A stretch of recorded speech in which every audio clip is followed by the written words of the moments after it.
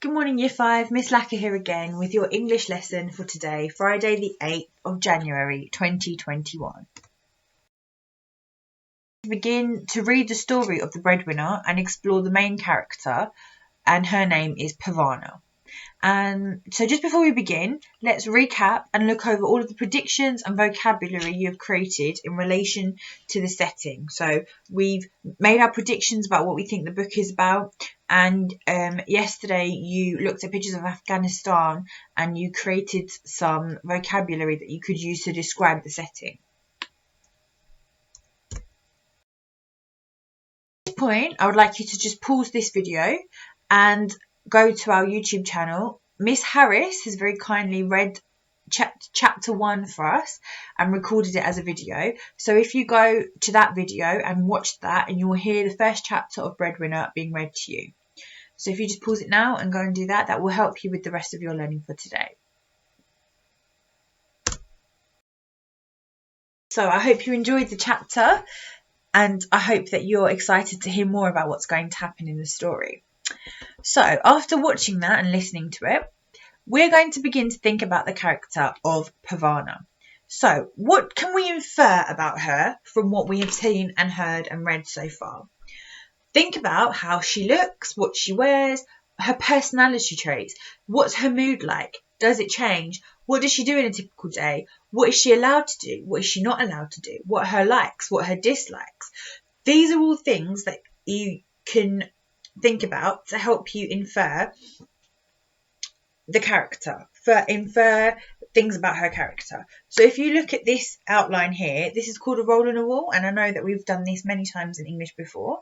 So if you draw out this outline of a body, and on the outside you're going to put all the words and all the phrases that you've come up with to describe her character. So what she physically looks like, what she wears, what she sounds like perhaps, where she goes. And then on the inside you're going to write her personality traits.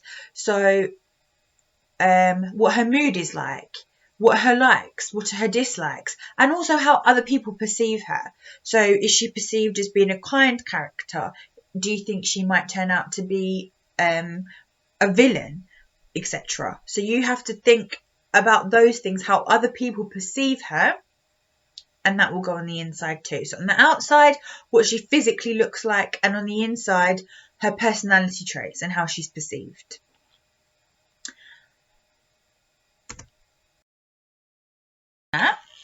You're going to use all of it to come up with and write a character description of Pavana. So in your writing, please remember to include the description of her physically, what she looks like, but also her personality traits.